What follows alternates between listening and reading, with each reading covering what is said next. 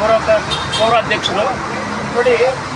ಇವತ್ತು ಈ ಕಂಪನಿಯವರು ನಾಮಫಲಕಗಳನ್ನು ಕನ್ನಡದಲ್ಲಿ ಹಾಕಬೇಕು ಅಂತ ಹೇಳಿದ್ರೆ ಒಂದು ಅಕ್ಷರ ಕೂಡ ಕನ್ನಡದಲ್ಲಿ ಹಾಕದೆ ನನ್ನ ವ್ಯಾಪಾರಗಳನ್ನು ಮಾಡ್ತಾ ಇದ್ದಾರೆ. ಕರ್ನಾಟಕ ರಾಜ್ಯದಲ್ಲಿ ಶೇಕಡ 60 ಭಾಗ ಸರ್ಕಾರ ಹೇಳಿದೆ, 60 ಭಾಗ ಕನ್ನಡದಲ್ಲಿ ಹಾಕಬೇಕು ಅಂತ. ಆದರೆ ಇವರಿಗೆ ಕರ್ನಾಟಕ ರಾಜ್ಯದಲ್ಲಿ ಕನ್ನಡಿಗರ ಹಣ ಬೇಕು, ಕನ್ನಡಿಗರ ವ್ಯಾಪಾರ ಬೇಕು, ಕನ್ನಡಿಗರ ಒಂದು ಉದ್ಯಮದಾರರು ಬೇಕು, ಆದರೆ ಕನ್ನಡ ಭಾಷೆ ಬೇಕಾಗಿಲ್ವಲ್ಲ. ಅದಕ್ಕೋಸ್ಕರ ನಾವು ಕರ್ನಾಟಕ ರಕ್ಷಣಾ ವೇದಿಕೆಯ ನಿತ್ಯ ನಿರಂತರವಾದಂಥ ನಾಮಫಲಕಗಳನ್ನು ನಾವು ಕಪ್ಪು ಮಸಿಯನ್ನು ಈ ಒಂದು ಭಾಗಕ್ಕೆ ಬೆಳೀತಾ ಇದ್ದೀವಿ. ಇನ್ನು ಮುಂದೆ ಆದರೂ ನೀವು ಕನ್ನಡದ ನಾಮಫಲಕ ಇದ್ದರೆ ನಾವು ದಯವಿಟ್ಟು ಈ ಥರ ನಾಮಫಲಕವನ್ನು ಬೆಳೀತೀವಿ.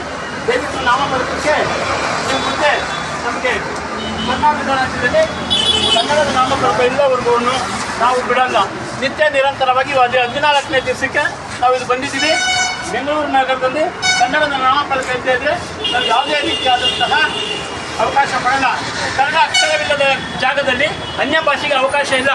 ಇದು ಕನ್ನಡ ನಾಡು, ಶರಣರ ನಾಡು, ದಾಸರ ನಾಡು, ಕವಿಗಳ ಬಿಡು ಅಂತ ಹೇಳಿದ್ರು ಸಹ ನೀವು ಕನ್ನಡಕ್ಕೆ ಭಾಷೆಗೆ ನೀವು ಅವಕಾಶ ಕೊಡಲಿಲ್ಲ ಅಂದರೆ ನಾವು ನಿಮ್ಮ ಭಾಷೆಗೆ ಯಾಕೆ ಅವಕಾಶ ಕೊಡಬೇಕು? ಮೊದಲು ಕನ್ನಡ ಇರಬೇಕು, ತದನಂತರ ನೀವೇನು ಮಾಡಬೇಕು. ಶೇಕಡ 60 ಭಾಗ ಕರ್ನಾಟಕದಲ್ಲಿ ಸರ್ಕಾರ ಹೇಳಿದೆ, 60 ಭಾಗ ಕನ್ನಡದಲ್ಲಿ ಇರಬೇಕು ಅಂತ. ಆದರೂ ಸಹ ನೀವು ನಮ್ಮ ಕನ್ನಡಿಗರನ್ನ ಏನು ತಿಳ್ಕೊಂಡಿದ್ದೀರಾ? ಈ ರಾಜ್ಯ ಏನಂತ ತಿಳ್ಕೊಂಡಿದ್ದೀರಾ? ಇದು ಪೂರ್ಣ ಛತ್ರ ಅಂತ ತಿಳ್ಕೊಂಡಿದ್ದೀರಾ? ನಮ್ಮ ಭಾಷೆಗೆ ನೀವು ಬೆಲೆ ಕೊಡದೆ ನಾವು ನಿಮ್ಮ ಭಾಷೆಗೆ ಯಾಕೆ ಬೆಲೆ ಕೊಡಬೇಕು? ಅದು ಒಂದಷ್ಟೇ ಅಲ್ಲ. ಇದು ನೋಡ್ರಿ, ಇದು ವಿಮಲ್ ಅಕ್ರಮವಾಗಿ ಬಂದಿದೆ. ಇದು ಆರೋಗ್ಯಕ್ಕೆ ಹಾನಿಕರ. ಅದು ಇವನ್ಗೆ ಎಷ್ಟು ದುರಾಂಕಾರ. ಕನ್ನಡ ನಾಡಿನಲ್ಲಿ ಇಂಥ ಒಂದು ಮಾದಕ ದ್ರವ್ಯಗಳನ್ನೆಲ್ಲ ಉತ್ತರ ಪ್ರದೇಶದಿಂದ ತಂದು ನಮ್ಮ ಕರ್ನಾಟಕನ ಹಾಳು ಮಾಡ್ತಾ ಇದ್ದಾರೆ, ನಮ್ಮ ಸಂಸ್ಕೃತಿಯನ್ನು ಮಾಡ್ತಾ ಇದ್ದಾರೆ. ಅದಕ್ಕೋಸ್ಕರ ಈ ಒಂದು ನಾಮಫಲಕಕ್ಕೂ ಸಹ ನಾನು ಕರ್ನಾಟಕ ರಕ್ಷಣಾ ವೇದಿಕೆಯಿಂದ ಬೆಂಗಳೂರು ನಗರದಲ್ಲಿ ನಿತ್ಯ ನಿರಂತರವಾಗಿ ನಾವು ಎಲ್ಲಿವರೆಗೂ ನೀವು ಕನ್ನಡಕ್ಕೆ ಸ್ಥಾನಮಾನ ಕೊಡಲ್ವೋ ಅಲ್ಲಿವರೆಗೂ ನಾವು ನಿಮಗೂ ಸ್ಥಾನಮಾನ ಕೊಡಲ್ಲ.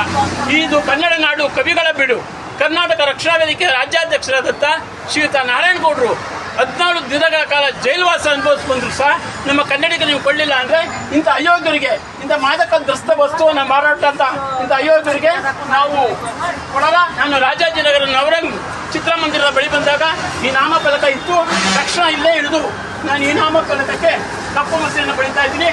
ನೀವು ಎಲ್ಲಿವರೆಗೂ ಕನ್ನಡಕ್ಕೆ ಮಾನ್ಯತೆಯನ್ನು ಕೊಡಲು ಬೆಂಗಳೂರು ನಗರದಲ್ಲಿ ಇಂಥ ಕನ್ನಡದ ಆಂಗ್ಲ ಹಿಂದಿ ನಾಮಫಲಕಗಳನ್ನು ಧ್ವಂಸ ಮಾಡ್ತೀವಿ.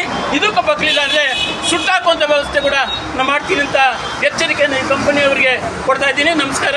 ನಮ್ಮ ವಿಜಯ್ ಕುಮಾರ್ ಆದಂಥ ನಾನು ಕರ್ನಾಟಕ ರಕ್ಷಣಾ ವೇದಿಕೆ ಬೆಂಗಳೂರು ನಗರದ ಗೌರವಾಧ್ಯಕ್ಷ. ನಮಸ್ಕಾರ.